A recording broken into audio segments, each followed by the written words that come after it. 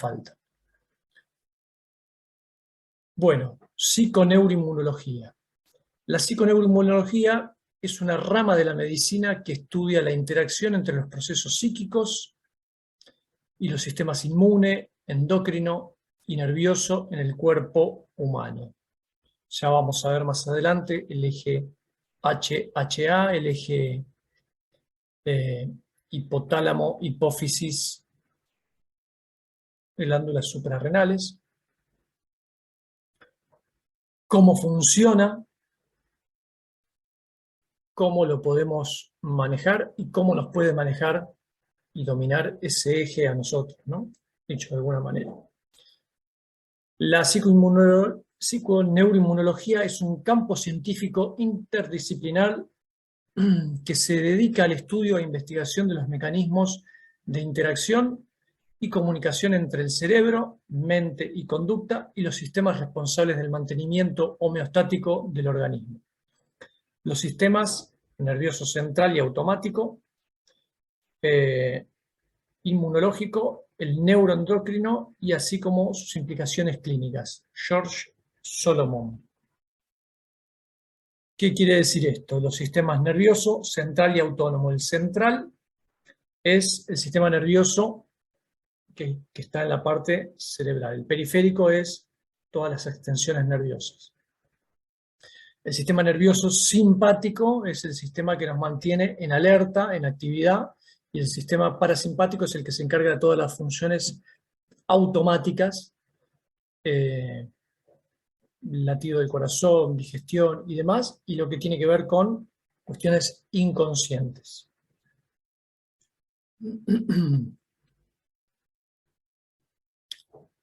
Vamos a la siguiente. En la psiconeuroinmunología hay estrés, ahí se explica que hay un estrés adaptativo y un estrés desadaptativo. A través de los neurotransmisores, el cuerpo genera cortisol y eso provoca un estado de alerta, lucha, huida y congelamiento. Cuando el problema pasa, bajan los niveles de cortisol, pero si el problema persiste en la mente o en el exterior, porque ya vamos a ver que puede ser real o simbólico, en el nivel mental de la persona se mantienen los niveles de cortisol y con el tiempo, esto es lo que provoca síntomas, ¿sí? El objetivo de la bio es lograr la homeostasis y mantenerse en ese estado. Como sabemos, hay un estrés que es el que nos permite llevar con nuestras actividades hacia adelante, hacer nuestros quehaceres, lograr nuestros objetivos, subirse a un escenario si soy músico o cantante implica una dosis de estrés.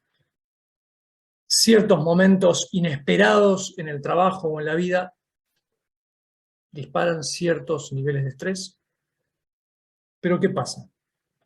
Hay un estrés que es el normal, que pasado cierta circunstancia, los niveles de estrés vuelven a bajar y el cuerpo logra su homeostasis, su equilibrio normal. Es decir, que el estrés viene a ser una reacción del organismo para lograr la adaptación al medio, a esa amenaza que percibí. Real o simbólico. Fíjense que en un sueño también podemos sentir una amenaza y entrar en alerta, ¿no? O estar sentados pensando en algo y de repente acordarse de algo choqueante o algo que está pasando en el mundo y verlo de manera negativa y sentir una emoción negativa, sentir una alteración, se disparan niveles de alerta, ¿no? O cuando alguien te cuenta algo, algún familiar, algún amigo o algo que vivió o algo que está pasando o algo que pueda llegar a ser que tu empatía lo tome como algo también choqueante y entras en niveles de alerta. Obviamente el objetivo de la bio es, ya vamos a ver, es intentar lograr ese estado de homeostasis y además lograr ciertas herramientas, lograr con estas herramientas mantenerse en un estado de homeostasis o de equilibrio más allá de las circunstancias, ¿no? Tener las herramientas, como se dice, inteligencia emocional o libertad emocional para poder, ante un suceso vivido por nuestra mente como estresante, poder bajar los niveles de estrés a un punto aceptable. Entonces tenemos el estrés que es normal, que se llamaría estrés adaptativo, y tenés el estrés desadaptativo, que puede ser agudo o crónico. El agudo es cuando, por algún momento, pasamos un pico de estrés por encima de lo normal. ¿Y qué pasa? Entramos como en modo lucha, ira. Lucha es la ira, la emoción de la ira. Huida, que está ligada a la emoción del miedo, o congelamiento, que está ligada a la emoción de la tristeza. Entonces, cuando vivo una situación de estrés, un pico de estrés, si logro bajar, eso sería un momento de estrés agudo, donde en 2 horas, 3 horas, cuando se me pasa el enojo, se me pasa la calentura, como se dice, cuando se me pasa la rabia o lo que fuera, bajan los niveles de estrés, la situación se resolvió, o pude hablar con la persona, o lo pude resolver mentalmente, o a esa persona no la voy a ver más porque es alguien que me crucé en la calle, o lo que fuera, si mi sistema considera que el problema ya está, bajan los niveles de estrés en 2 horas, en el día o en 2 días. Hasta ahí, todo perfecto. El punto es cuando el estrés se mantiene de forma constante. Cuando se mantiene de forma constante, estamos hablando del estrés desadaptativo, el estrés crónico. Cuando el estrés permanece durante cierto tiempo en el cuerpo, logra reacciones químicas que se sostienen, que al estar en el torrente sanguíneo, durante muchos tiempos, empiezan a generar desajustes, ¿sí? Que obviamente puede desajustar una cosa, y esa cosa puede desajustar otra parte del cuerpo, y otra, y así. Por eso se dice, desde la psiconeuroinmunología, que la mayoría de las enfermedades están provocadas en un 90% por el estrés. Son funcionales, no son orgánicas, sino que son funcionales. Esto es cuando uno va al médico y el médico te dice, mira, te hicimos los estudios, está todo bien, no tenés nada orgánico. Fíjate la vida que estás llevando, fíjate tu estrés, tu ambiente emocional, etcétera, etcétera, etcétera. Que dicho sea de paso, el médico siempre te va a recomendar seguramente lo que recomienda el doctor Hammer y lo que se habla también en biodescodificación y en un montón de lugares: que comas sano, que hagas ejercicio, que salgas a tomar aire, que puedas comer sano y en un ambiente tranquilo, que no exageres con el sol, tomando sol en determinados horarios, etcétera, etcétera, etcétera. Todo eso puede generar algún desbarajuste que a su vez genera desbarajuste. ¿Es psicosomático o somático psíquico? Ya lo vamos a ver. Psicosomático es cuando pasa de la mente al cuerpo, y somático psíquico es cuando por algo externo pasa del cuerpo a la mente y después se vuelve el huevo y la gallina, ¿no? Entonces, el 90% de las enfermedades están creadas por el estrés. Hay un 10% dejados para accidentes, traumatismos, etc. Que para la biodescodificación, todo eso tiene que ver con el paradigma de la mente única, que todo lo atraemos desde el lugar que pensamos. Todo lo generamos desde nuestros pensamientos, que es la causa.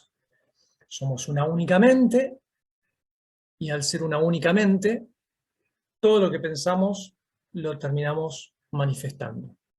En el cuerpo, como vamos a ver en reacciones químicas, y en el mundo exterior por resonancia vibratoria, como decían los egipcios, o como también la física cuántica, ya lo vamos a ver, lo explica en determinados momentos. Entonces, tanto la bio como la psiconeuroinmunología, como todo lo que hablábamos, las disciplinas y demás, son paradigmas. Cuando nosotros tratamos de explicar un paradigma, nos paramos en ese paradigma y tratamos de explicar cuál es la visión desde ese lugar, ¿sí? En el caso de la biodescodificación, toma lo mejor de muchos paradigmas, de la medicina tradicional, de la medicina germánica, de la psiconeuroinmunología, que es una parte, una rama de la medicina de vanguardia, toma de la psicosomática, toma de la psicología, toma del coaching, de las neurociencias, de la neurología, toma de muchas ramas de la física cuántica, lo mejor, y trata de dar una respuesta y una actividad. Como se dijo, la biodescodificación es un método de autoindagación para poder gestionar nuestras emociones. Entonces, aplicando lo mejor de todos estos paradigmas, el objetivo es, como dice acá abajo, buscar la homeostasis y mantener ese estado de equilibrio. Cuando lo perdemos, intentar mantenerlo constantemente antes de que venga como algo preventivo, y cuando viene algo que sobrepasa los picos, tener las herramientas para poder autogestionarse y bajar. El objetivo en la bio es autogestionar esas emociones y poder ayudar a consultantes a que lo hagan, darle las herramientas y que en algún momento estas personas también puedan autogestionarse por sí mismas, ¿no? Nosotros en las sesiones le vamos a dar herramientas, le vamos a dar ejercicios que repitan que repitan la creencia durante varios días como trabajo, etcétera, etcétera, etcétera, ¿no? Entonces, vamos a pasar a la placa que sigue. Acá está el eje HHA. El eje hipotálamo, hipófisis y glándulas adrenales y suprarrenales. La glándula pineal es la hipófisis. Entonces, ¿cómo funciona esto? Ante una situación de estrés, el hipotálamo, que está ubicado cerca del tálamo, envía a la hipófisis, que está ubicado en el centro del cerebro, detrás de un huesito, dentro del cerebro, en una cavidad dentro del cerebro, ¿no? El hipotálamo envía neurotransmisores corticotropina a la hipófisis. Es como una señal que se envía a la hipófisis. La hipófisis libera adrenocorticotropina.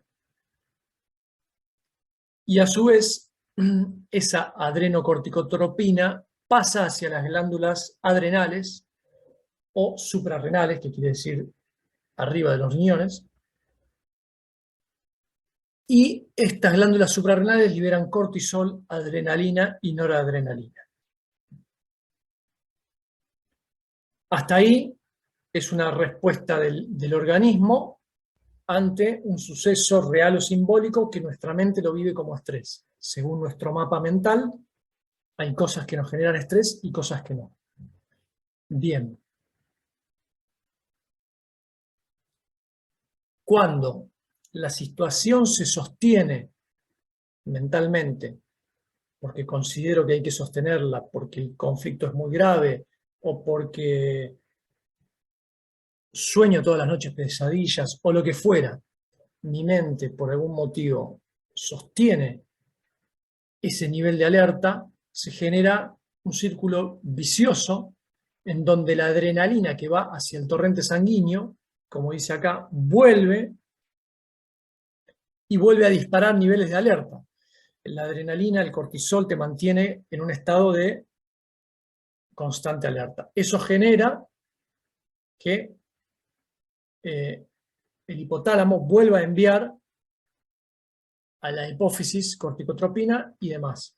Entonces se genera un círculo donde estamos constantemente con esta droga, porque es una droga natural del cuerpo, es un químico, que nos genera estado de alerta constante. ¿Sí?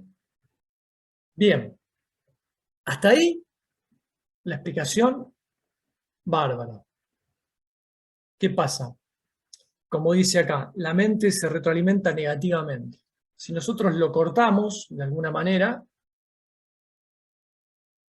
este eje va a ir perdiendo poder y volvemos a la homeostasis, ¿no? Como dice acá, esto puede ser un ejemplo de una situación de estrés normal de la vida cotidiana, donde sube un pico de estrés por algo que necesita un exceso de energía y vuelve a bajar solo, porque para mi mente no hay preocupación, como estar llegando un poquito tarde al trabajo, como algo que considero normal.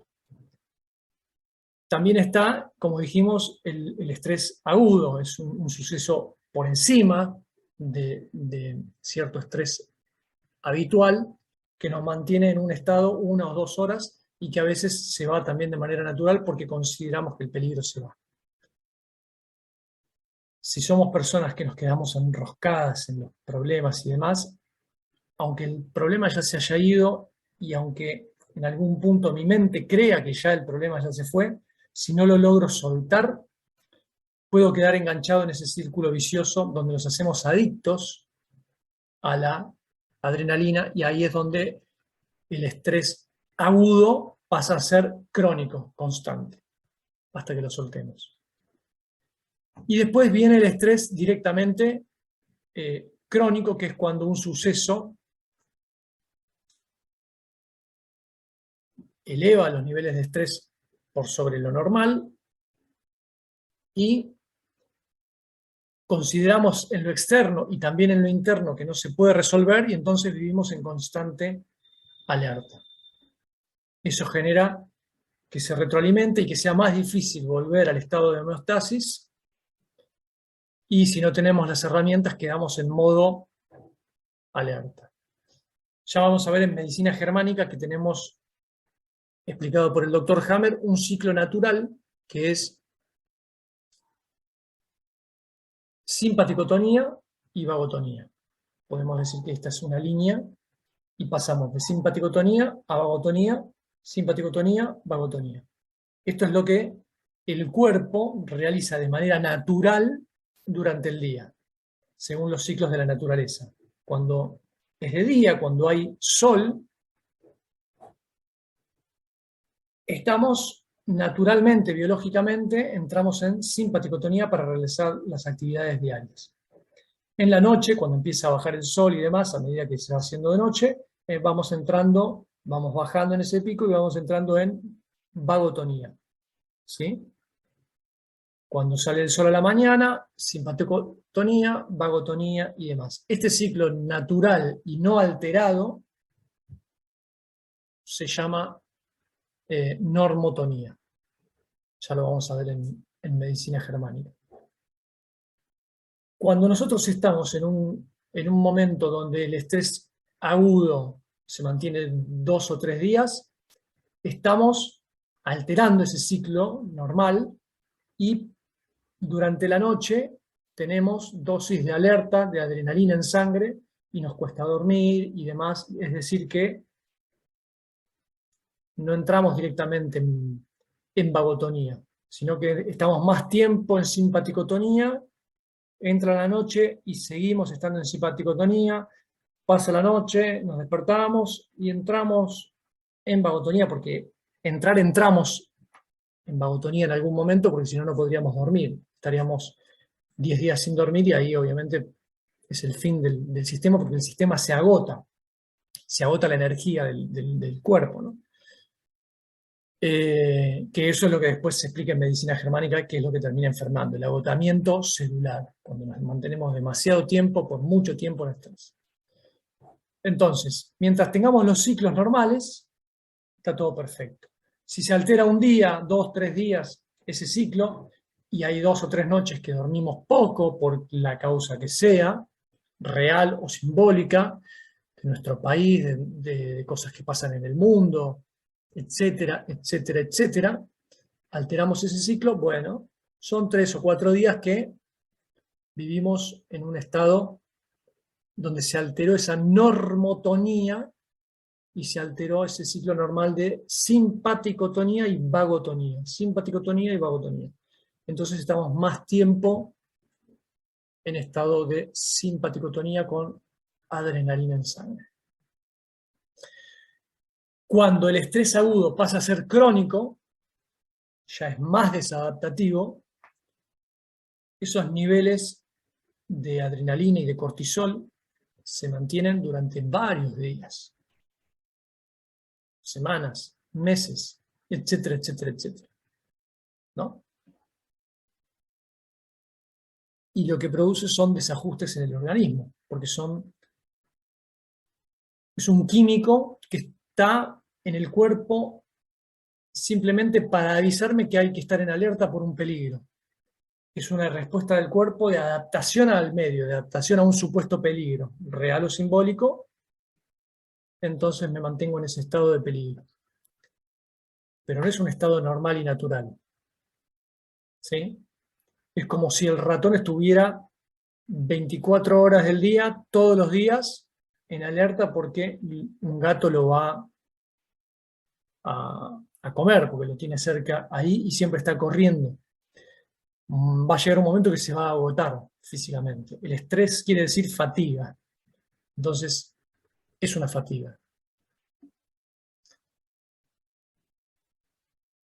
Obviamente, incluso en el estado más alterado de estrés crónico, donde mantenemos durante varios meses ese nivel de estrés, entramos en algunos momentos de la noche en vagotonía, porque si no, no podríamos dormir. Si nos quedamos 4 o 5 días sin dormir ni media hora, es probable que muramos porque el organismo se agota, ¿sí? Hasta ahí, todo entendido, ¿no? O eso espero. El momento del estrés, nosotros lo vivimos según nuestro mapa mental, como un modo de supervivencia, como dice acá abajo. Podemos luchar, huir o quedarnos congelados. El modo lucha se asocia a la emoción de ira. El modo huida se asocia a el miedo y el congelamiento al modo tristeza. Según como yo percibo ese conflicto, reacciono de una de esas 3 maneras. Lucha, por lo general, suelen ser hombres diestros, y congelamientos suelen ser mujeres diestras. Ya vamos a ver en la lateralidad, cuando veamos medicina germánica, que el hombre diestro funciona un poco similar a la mujer zurda, y el hombre zurdo funciona un poco similar a la mujer diestra. Entonces, la mujer zurda es más parecida al hombre diestro. Y la mujer diestra es más parecida al hombre zurdo. Más tirando a energía yin, más tirando a energía como más femenina, más receptiva. Entonces, eso por un lado va a influir en la decisión de cómo reaccionamos, lucha, huida o congelamiento. Pero a su vez, nuestro mapa mental y a su vez el conflicto en sí mismo va a hacer que nosotros reaccionemos de una de estas tres maneras. Por lo general, luchamos cuando sentimos que hay un peligro, que nos podemos defender, que estamos a la altura de la circunstancia y que podemos ganar, empatar o perder por poco. Sentimos que nos tenemos que defender, ¿no? Esto va más allá de si somos diestros, zurdos, hombres o mujeres. Cuando consideramos el peligro, según nuestro mapa mental y nuestro nivel hormonal, etcétera, etcétera, reaccionamos en modo lucha, con la emoción que la acompaña, que es la ira. Cuando reaccionamos en modo huida es el miedo, es cuando consideramos que el peligro no tiene solución, no está en nuestras manos, que el peligro es más fuerte que yo y que estoy en una amenaza, entonces tengo que escapar, me las tengo que tomar, me las pico, como se dice en Argentina. Hasta ahí, bárbaro. El modo congelamiento es el modo tristeza. Es cuando considero que el peligro me supera, pero además no tengo a dónde ir. Además siento que no tengo las herramientas para moverme o me tengo que quedar quieto a sufrir eso, por algún motivo. ¿Sí? Lucha, huida y tristeza, lucha, huida y congelamiento, ira, miedo y tristeza. Y acá viene lo que vamos a ver después en medicina germánica, es que cuando congelamos esas emociones y no las expresamos, queda bloqueada la emoción y se activa un programa de subconsciente que queda programado ahí en alerta para cuando viva una situación similar. ¿Sí? Esto lo vamos a ver después. Entonces, como dijimos, el estrés produce una alarma, esa alarma genera una resistencia,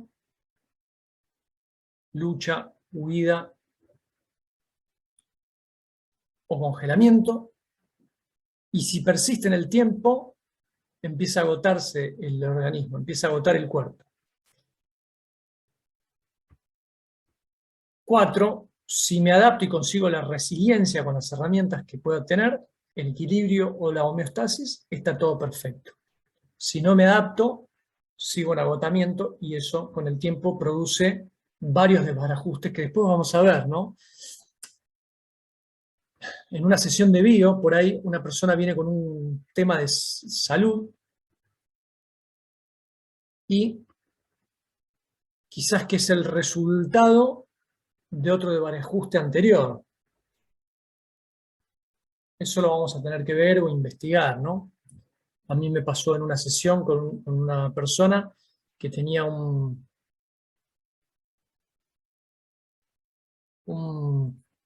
cáncer de endometrio y obviamente no somos médicos, o por lo menos yo no soy médico, quizás en el curso puede haber alguien que sea médico. Si sos médico mejor, ya sabés, si no te olvidaste todo lo que estudiaste y sabés las enfermedades. Nosotros tenemos que buscar, cuando viene un consultante, las enfermedades que no nos tocó antes tratar, las consultamos en el diccionario de biodescodificación, las consultamos también en internet, puede ser la página Conciencia Bio, que es muy buena, también la podemos consultar en otra página de internet, puede ser Akasha, con eso nos da un panorama. Y al mismo tiempo nuestro panorama, según todo lo que vamos a ver en el curso que estudiamos, es que hay una intención positiva y una adaptación biológica. Yo me tengo que preguntar, ¿para qué el endometrio genera un cáncer? para qué se genera un cáncer en el útero, ¿no? Que es como un desplazamiento, un quiste fuera del útero. Eso quiere decir, desde la biodescodificación, que la persona no se sentía segura en su lugar donde estaba viviendo y que no quería tener hijos en esa casa porque sentía que su casa era insegura. Y bueno, la reacción biológica, que además no quería tener hijos conscientemente, pero sí quería, fue un quiste eh, en el útero. Indagando, la persona tuvo 3, 4 conflictos antes que eso, que fue abusada y ella había relacionado que no era bueno tener hijos porque tener hijos era un peligro. Entonces ya tenía el programa de que no quería tener hijos, pero a la vez por la sociedad quería, y se presionaba internamente, quería, pero no sentía seguridad, no sentía que la casa donde vivía era segura, entonces generó con el tiempo, con los años, ese conflicto. Que ya después lo vamos a ver desde la medicina germánica, qué quiere decir cada cosa. Obviamente, volviendo al tema, nosotros hacemos una forma de terapia complementaria. No le vamos a decir a nadie, vení acá, que acá te curás. No le vamos a decir a nadie, deja de hacer lo que estás haciendo, ya sea que esté haciendo terapia con un psicólogo o psiquiatra, o ambos, o ya sea que esté yendo al médico, no le decimos nada de eso. Incluso si no está haciendo nada de eso y viene con una enfermedad grave, tampoco le podemos decir que haga esto solo y que no tome remedios. Nosotros le decimos, vení a la sesión, yo te voy a ayudar todo lo que pueda dentro de lo que de mi conocimiento y mi brindar. Y también la sesión depende del consultante. El consultante se tiene que abrir y tiene que experimentar las emociones bloqueadas y sacarlas. No sirve de nada que en una sesión, en una hipnosis, la persona se intelectualice la emoción y no la sienta. El punto es que el consultante tiene que conectar. Para eso no te tiene que mentir y no se tiene que mentir, y tiene que hacer esa parte de él, porque nosotros hacemos el acompañamiento, la guía, pero toda la información está en la persona. Yo puedo intentar ver el lenguaje paraverbal, el lenguaje no verbal, puedo intentar y puedo indicar un poco por acá o por allá, pero si la persona no quiere, yo no la puedo obligar. Al mismo tiempo, si la persona tiene mucha resistencia, puedo correr el riesgo de empezar a poner mi mapa mental con la intención de querer ayudarla y que se vaya contenta con la sesión y que la persona diga, bueno, esto la verdad que funcionó y no es un fiasco.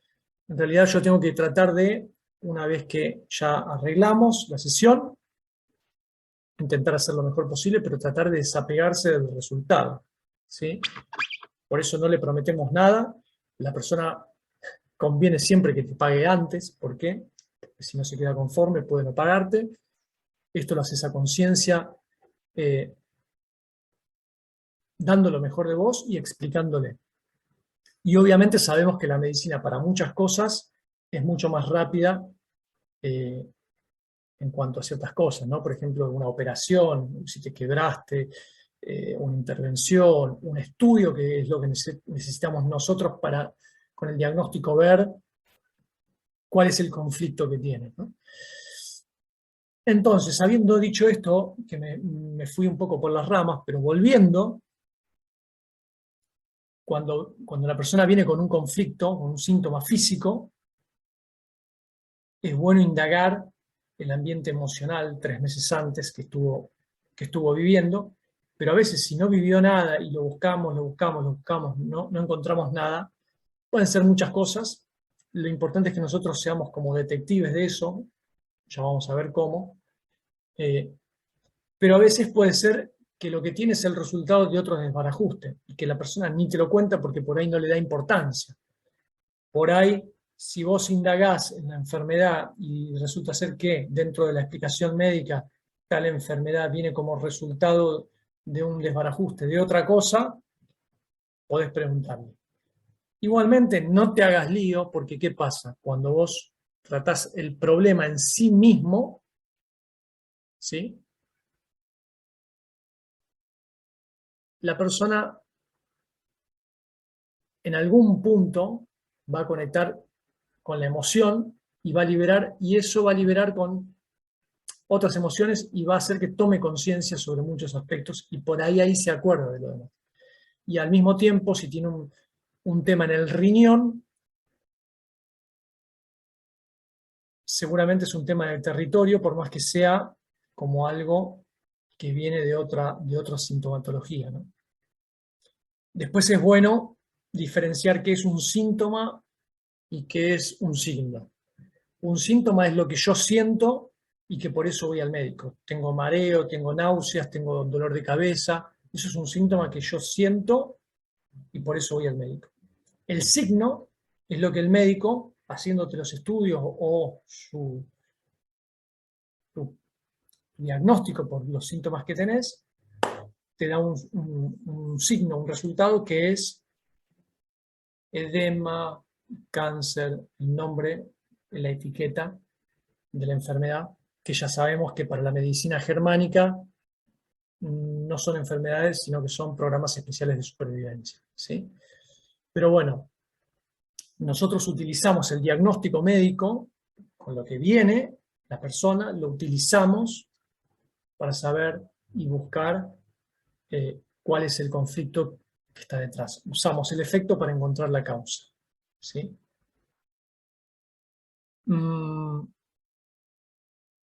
Obviamente no vas a conocer todas las enfermedades de memoria, vos vas a tener en el módulo de medicina germánica a qué corresponde cada cosa en líneas generales. Después los podemos leer, pero son muchísimos, acordárselos de memoria es difícil hasta para los médicos, salvo que atiendan todos los días. Los médicos que atienden y tienen miles de variedades de enfermedades que atender, las terminan internalizando, digamos, ¿no? Y cosas muy raras. Por ahí en bio vienen como más o menos un rango de cosas parecidas. Cada tanto te toca algo que no conoces y tenés que investigar. Está bueno tener el tronco, la estructura de qué significa cada cosa y después investigar profundamente ya en cada síntoma. Entonces, como dijimos, la resistencia crónica, acá está la mente, cuando recibe una carga de estrés por un conflicto o por lo que fuera, se empieza a generar una resistencia y esa resistencia, si se mantiene en el tiempo, genera el agotamiento físico. Si logro liberarme de la carga y no resistir, si logro liberarme del conflicto, automáticamente se va la carga y no tengo que entrar en resistencia y entro en resiliencia, que es el modo de encontrar la homeostasis, de sobrellevar y sobreponerse a las circunstancias de la vida. Proceso del estrés es un poco lo que explicamos recién. Situación, por ejemplo, en el trabajo, algo que pasa, real o simbólico, por ahí yo pienso que el jefe me trata mal y en realidad es una idea mía por el programa que yo ya tengo incorporado y vivo según mi percepción y mi interpretación eso como un conflicto, esa circunstancia, como dice el coaching, no hay problemas, hay circunstancias, nosotros decidimos cómo, a través de nuestros juicios y mapas mentales, cómo lo interpretamos, y a raíz de eso tenemos una conducta. A través de la conducta, nuestra respuesta, tenemos un síntoma que es el rechazo en modo lucha, huida o congelamiento. Esto desde las emociones más básicas, que para la bio son miedo, ira y tristeza, y podemos agregar asco, pero en general siempre se ve en bio miedo, ira y tristeza. ¿En qué orden? Por lo general, nosotros en una sesión de bio ya lo vamos a ver, vamos a los sentimientos, todos los que son sentimientos, y después caemos en la tristeza, después en la ira y después en el miedo. Siempre vamos a terminar trabajando el miedo oculto, porque hay 4 creencias base, ¿no? En realidad hay 4 creencias base y una principal. De ahí para abajo surgen todas las demás. Es decir, que